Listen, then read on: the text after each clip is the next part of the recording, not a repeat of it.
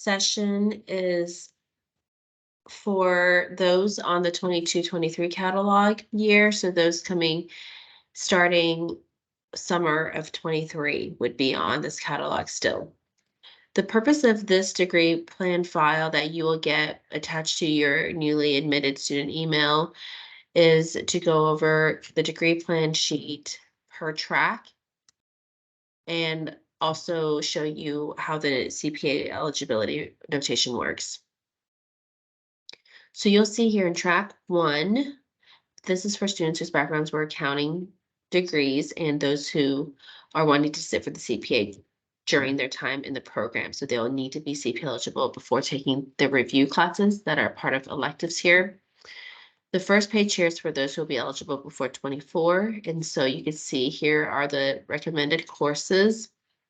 You'll see under the electives that 6 of these hours are review courses, and the other 6 could be any elective hours that you pick within accounting or within the business school.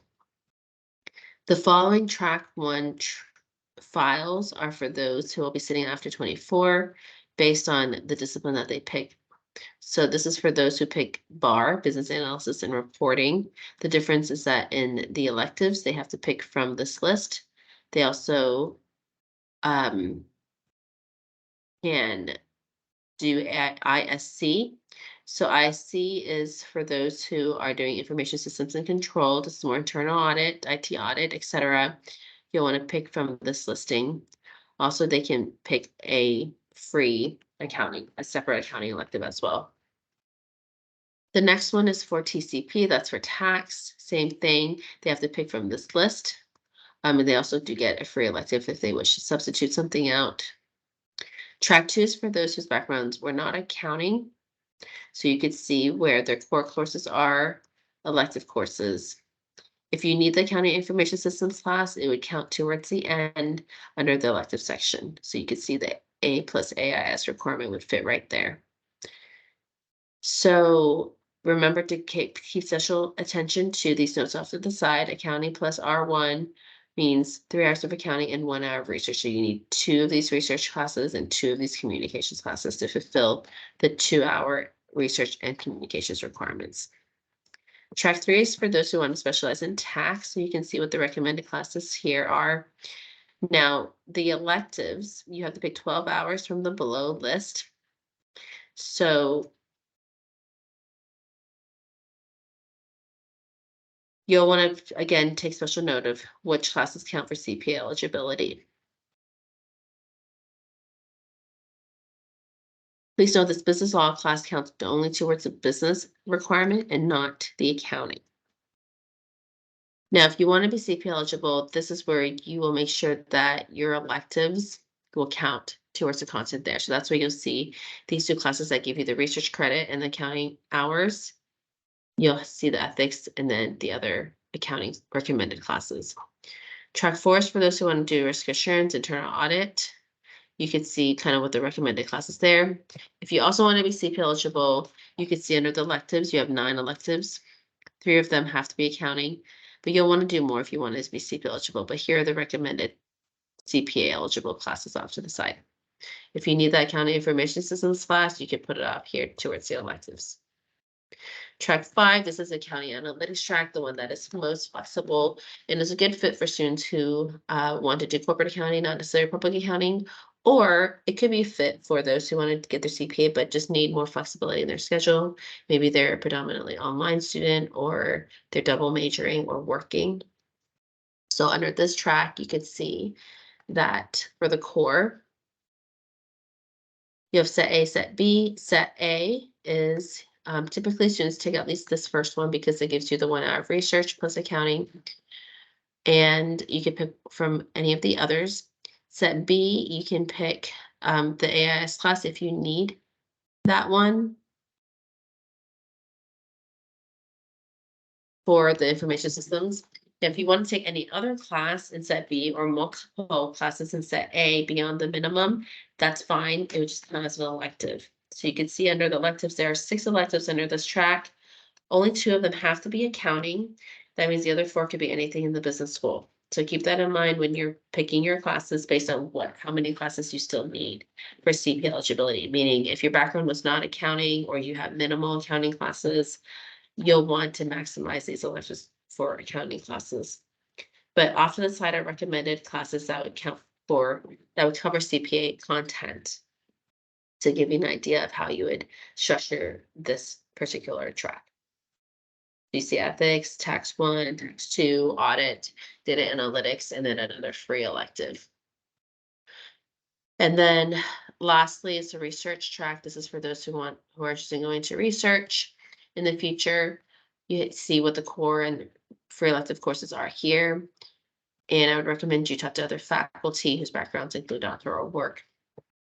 So I'm going to go back to track 5 now and look at these sample semesters, because this will be helpful regardless of what background you have, what track you pick. So summer 23, if you're coming in the summer, financial statement analysis and accounting systems integration. And there's another one, audit software, that's accounting 6384, could all be an option. Now, the audit software class does not have a prerequisites, so that could work. Now, financial statement analysis and accounting systems integration, they do have prerequisites. So you would need to submit prerequisite waivers if you want to take those classes. Audit software, I'm only going to leave in parentheses here because this degree plan may not have room for audit software if you were to take everything on here. But I only left it on here just to show you that technically you do have an option to take audit software if you wanted to sub that out with any of the other electives, okay? Because it is a class this summer that has no prerequisites. Now for financial statement analysis, if you want to get into that for any semester, know that the prerequisite for that one is financial accounting. So you'll need to submit a prerequisite waiver based on financial accounting to take financial statement analysis. The process for that is follow the instructions in the waiver email you got. Once you get the approval back, forward it to the advising office and ask them to register you for the subsequent course. Same thing with accounting systems integration. The prerequisite for that, you can look down here, this is managerial accounting or cost. So if you've done those, same thing. You need to submit a prerequisite waiver based on those classes. Once approved, forward that approval to the advising office to ask them to register you for the systems class. Now for fall and spring, it's a lot easier. You don't have to deal with these prerequisite waivers because Intermediate 1 cost don't have prerequisites. Well, they do, but sorry, they don't have prerequisites. You can go ahead and take them. But in general, you may want to look ahead and see which classes you potentially need prerequisites for. For example, government and not-for-profit is another one. It needs also financial accounting, and so you'll need to submit a prerequisite waiver for that. So the rest of the classes kind of give you an idea of what to expect. So the general rule of thumb is look at what are the prerequisites, submit the prerequisite waiver if you've taken it previously. Once approved, send it back to the advising office and ask them to register you for those classes, okay? Those classes that don't have prerequisites, you should be able to register for on your own, as long as the new student advising file has been removed by the advising office. So this is for somebody whose background is not business. I'm going to go ahead and look at another one.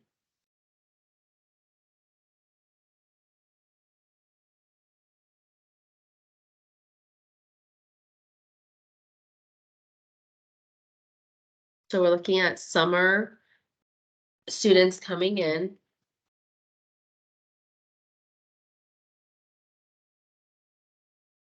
So this is for somebody who has no accounting background, but has a business background.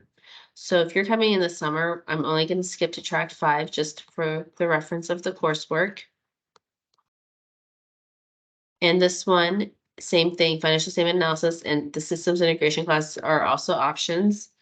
Same thing, you need to submit prerequisite waivers if you have done financial accounting or managerial accounting before these classes, and ask the advising office to register you for these classes once approved.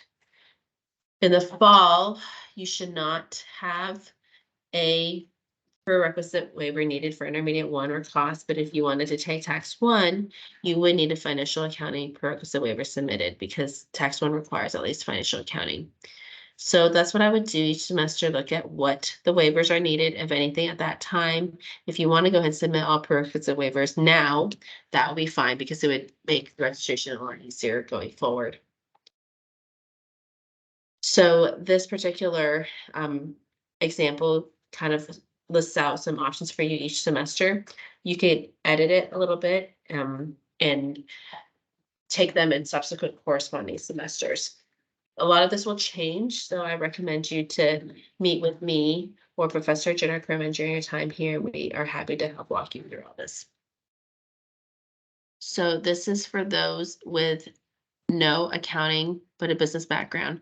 Then the last one we'll look at is those with an accounting background coming in this summer. So let me unshare this screen and share that one.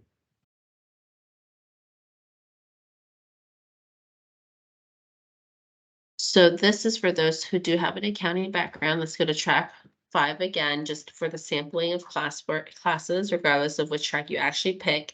Some of these first 2 semesters will be the same. So same thing, you can see here in the summer, you may want to take financial statement analysis or accounting systems integration or government. All of these have prerequisites. So you'll want to submit, again, the prerequisite waiver for each of these classes. Once approved, send it to the advising office. They'll register you in them. In fall of 23, tax 2, same thing, you'll need a prerequisite waiver based on tax 1. The data analytics class will also need a waiver for financial and managerial. And then if you take any other class that has a prerequisite, do the same thing. So you could kind of see the listing of other classes. You can modify them a little bit, but for the most part, this is just an example of some offerings. You'll want to notate that you'll need at least 2 hours of research, 2 hours of communications, for example, to meet all of these different CPA requirements and for the degree. So hopefully this was helpful. If you have any questions, please feel free to reach out to Professor Derek Kerman or myself. Please keep in mind that if you do get on a wait list for a class, the wait list will move between now and the Friday before classes. The Friday before classes start, the wait list goes away. So at that point, if any student drops a class, you can go ahead and add yourself in that class. Stay in touch with the advising office throughout this period. You can still add classes throughout the first week of classes. Pay attention to the census dates and all the dates on the academic calendar in terms of when you can drop the refund, the W, etc. Hopefully this has been helpful. Feel free to reach out if you have any more questions.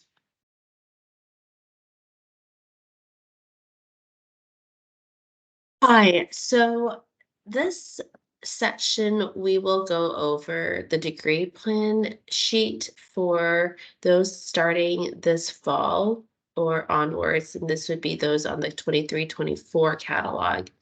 Please note that this catalog is not posted online yet, and it will not be until June 1st, but for registration and planning purposes, this degree plan sheet that you will get in your new admitted student email will go over what the course requirements are for your reference.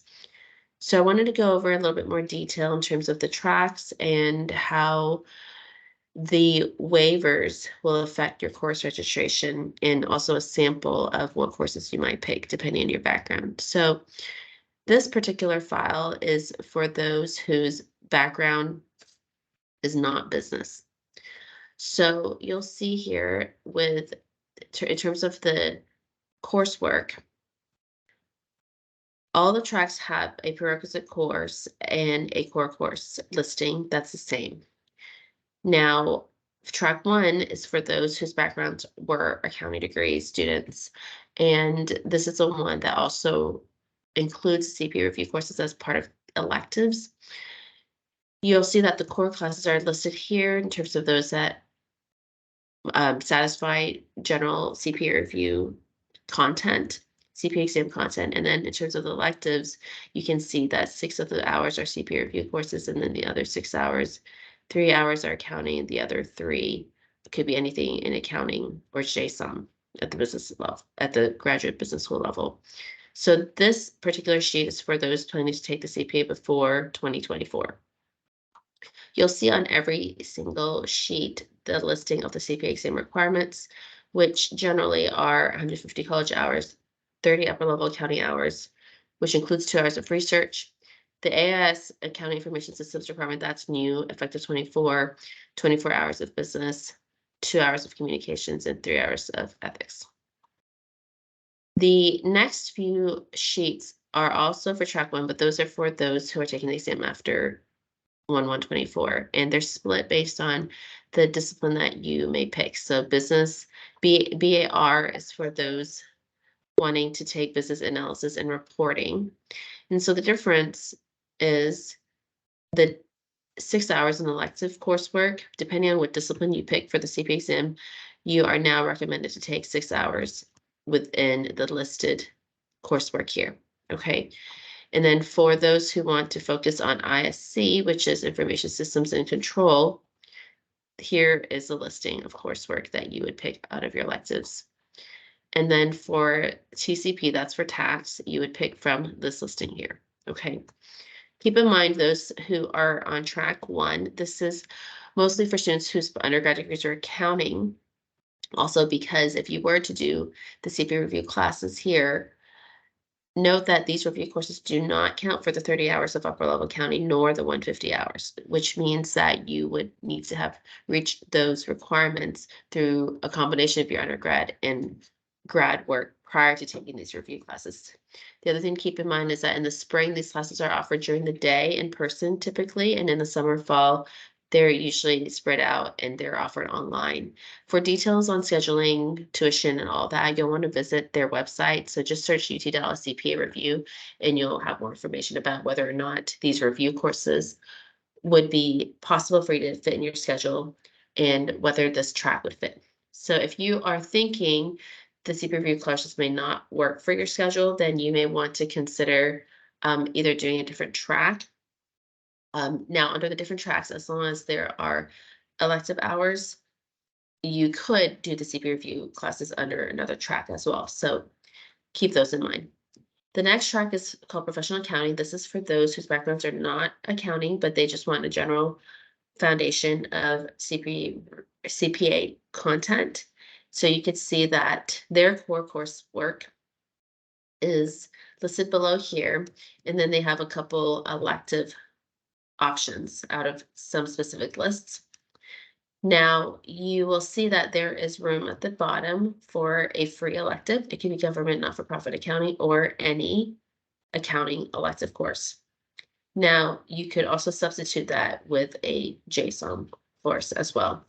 So if you needed the accounting information systems class, you could fit that right here. So here is that accounting information systems class right here. Now, if you were to do track 3, that's for those wanting to focus in tax. You can see the core courses here include the tax classes, and then the elective courses, you'll need to pick 12 from the below listing. And you'll see that you do have an option to do one accounting or any course in the business school as a graduate elective option as well. Keep in mind for all of these tracks, do not take 6301, 6202, or 6303, 6305, as they do not count towards a degree nor towards CPA eligibility. Track 4, risk assurance, for those of you who may be interested in internal audit. So this particular track can get you CPA eligible if you want, but you'll have to plan around the elective coursework. But primarily it's for those who want to get the CIA certification. And so Professor Mariello is your best point of contact for that. You have his contact information right here at the bottom. Now, for this particular track, you get 9 hours of free electives down the bottom, and only 3 of those hours need to be accounting. But if you want to be CPA eligible, you'll want to make sure that you get your tax classes in there, your ethics class, your accounting information systems. Kind of depends on what you have done and haven't done before, but that's how you would modify this track to be CPA eligible if that's what you wish to do, if you want to specialize in internal audit, but also get your CPA. Track 5 is called Accounting Analytics track. This one is the most flexible of all the tracks. It's a good fit for those who may need primarily more online classes or who may be working, need more flexibility with offerings per semester, or for those who want to double major and want multiple elective options to overlap with a second master's degree, for example. Or those who want to go into corporate accounting and not necessarily get their CPA. So this particular track has a lot of electives that you can customize. You can see here under the track related core, there's set A and set B. You have to pick 6 hours from set A. Now keep in mind these little notes on the side. So A plus R1 means a class accounts for 30 hours of accounting and 1 hour of research. So advanced financial reporting would be an option. There are some other options down here as well. Now set B, you only need to pick one class. So if you have not done an information systems class, here is where that one would count here. If you end up deciding to take multiple classes in set B or more than 2 in set A, that would be fine. It's just they would count towards the electives, and you have 5 electives for this particular track. Speaking of electives, note that out of the 5 electives you have, only 2 of them have to be accounting ones, which means the other 3 could be non-accounting JSOM graduate business level courses as well. Now, there are a few sample courses that you can see notated on the side, and this is for those who want to be CPA eligible and on the track. And so you can see that suggested coursework would be Tax 1, Tax 2, Ethics, Auditing, and then it could be government, internal audit, IT audit, or some other class that you may be interested in. So just to give you an idea of how your semesters may play out, there's some notes that y'all can reference regardless of your background on the track 5 page that will give you an idea of what classes you can pick. And regardless of which track you pick, most of these suggestions are going to be the same. So for example, fall 23, you'll want to do intermediate 1 in cost. So remember the sequence we mentioned. So you'll want to take a class in the financial accounting sequence, cost sequence, tax sequence, or you want to take any class that's a prerequisite to anything else. So in fall 23, here's intermediate 1, in spring 24, intermediate 2, and then fall 24, advanced financial reporting, for example. Now, tax 1 is only offered in the fall, and its prerequisite is financial accounting or intermediate. So if you came in without either financial accounting or intermediate 1 taken elsewhere, you will need to wait till the following fall to take that tax 1 and then tax 2. Ethics, you can push off really to any semester because it's not the prerequisite to anything else, but it is offered every fall and spring online, just so you know. If you can't find another class, you can register for that one, although that one does fill up quickly, so you'll want to try to register for that one soon. Summer options, you could do any summer, as long as you meet the prerequisites. Okay, so you can find prerequisites on the catalog page, but also if you scroll down here, you'll also see prerequisites as well. So for example, if you want to do financial statement analysis, you need to have done financial accounting or intermediate 1. So if you had done that previous to coming here and you want to take that class in the fall, for example, or in the summer, you'll want to submit that prerequisite waiver based on financial accounting. And that's true for any of these classes. So for those of you coming without a business background, you don't really need to submit many waivers because intermediate 1 costs don't have any prerequisites. Okay, I'm talking about prerequisite waivers, and those without a business background won't have any core waivers either. They'll maybe have just a program prerequisite waiver, and that's the one we mentioned earlier. Based on your work experience, you can waive out of this. And so look at the instructions in your waiver email. Okay. And then the last track is the research track. So that's for those who are interested in going to research. You can see what the core courses and the elective courses are. And if you have questions, you can also reach out to the academic director of our program or the PhD coordinator or just other faculty whose backgrounds have included doctoral work. So this is the track for those without a business background. Now let's look at another track for those who do have an accounting background. So I'm going to unshare my screen and share this new one. Give me just a moment here.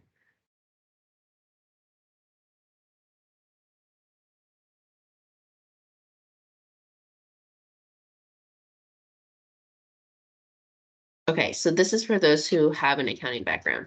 So everything that I went over earlier for all the tracks are the same. I'm just only going to skip down to track 5 right now, because that's the page that has a sample listing of coursework that you could do regardless of which track you picked. Okay, so given your background. So in fall 23, you could do tax 2, for example, you could do a data analytics class, or you could do specific other types of accounting electives that you may be interested in your career. So it could be tax research, it could be internal audit, government not-for-profit, fraud, etc. Now in the spring, you'll want to move along with each of the financial accounting, for example, sequencing. So you could do advanced financial reporting, for example. Now, ethics, it's a shorter class. It's only half a semester long. It's online. So if you want to pair it with a more technical, intensive class, you could do that with advanced financial reporting. Now, a couple options are listed here per semester based on when they're offered and what may make sense for you to take, but you can feel free to adjust the schedule and push a certain class to a following spring or following corresponding fall if you only have room for 1 or 2 classes and not 3. In the summer, there are generally more limited offerings, and so you could take a combination of these any summer, but just keep in mind what the prerequisites are. So let's look at an example of how you may want to submit prerequisites in this example. So in the fall, if you want to take tax 2, you may have done tax 1 somewhere else. So in that case, you'll want to submit a prerequisite waiver based on tax 1. So you'll need the syllabus for tax 1, submit the waiver. Once it's approved, forward the approval back to the advising office and they will register you for tax 2. Okay. This data analytics class here, if you scroll down here, that has a few prerequisites, which is financial accounting and managerial accounting. So if you have done both, which you should have if your background is accounting, then you could also take this class. Okay. Same thing, you would need to submit your prerequisite waiver based on financial and managerial accounting. Okay. Now, because your undergraduate degree is accounting, when you submit your 4 waivers for intermediate 1 and 2 in cost, those waivers should also waive you out of financial and managerial accounting, which means as long as you submit your core waivers, intermediate 1, 2 in cost, you also should be able to take advanced data analytics. In that case, just forward the approval for intermediate 1 and cost in this case to the advising office and ask them to register you for advanced data analytics. And if you want to take a class like tax research, same thing. Look at the prerequisite. In this case, it's tax 1. You need to submit a prerequisite waiver based on tax 1. Once approved, forward the approval to the advising office, and they will register you for the next level class. Okay. Let's talk about the next one, which is those whose backgrounds are business but not accounting. All right, so I'm going to unshare this view and open that one.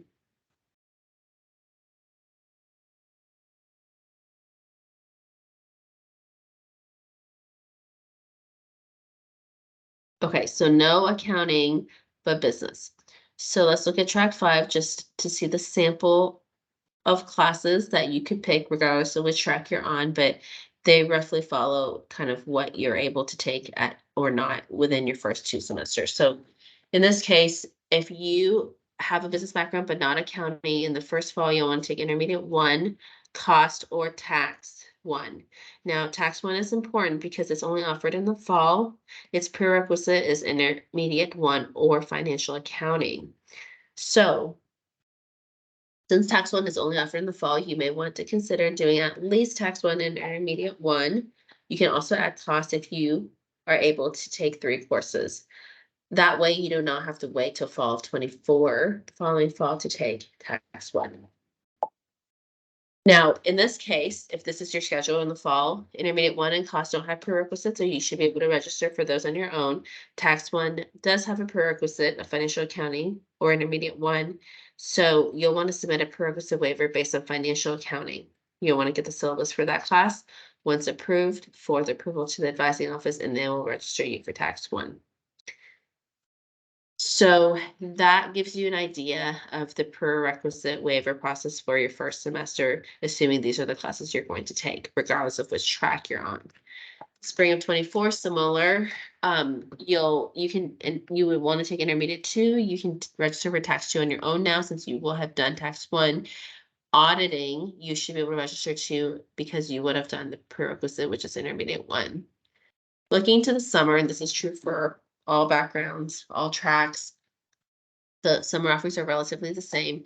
If you're coming in and needing financial statement analysis, their prerequisite is financial accounting.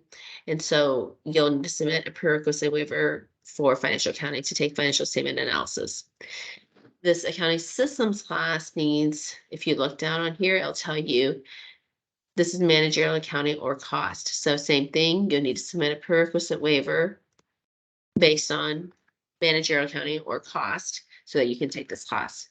So my recommendation is, as long as you will be taking any classes that later have prerequisites that you've done previously, you can go ahead and submit all these waivers now once you're submitting them all, so that for future registration periods, it'll go by a lot smoother. The rest of the semesters may vary depending on what classes and what tracks you pick, but this is a good example of classes that you may want to take by semester. Remember to pay attention to these notes off to the side. So for example, tax 2 is important because it gives you 3 hours of accounting plus 1 hour of communications. Tax 1, it gives you 3 hours of accounting plus the other hour of communications. So just be very careful to match up what the CPA requirements are to the coursework you'll take here. And that's all for the 23-24 catalog degree plan worksheets. If you have any questions, please feel free to reach out to me or Professor Jenna Kerman at msaccounting@utdallas.edu. Okay, thanks so much, and we'll talk soon.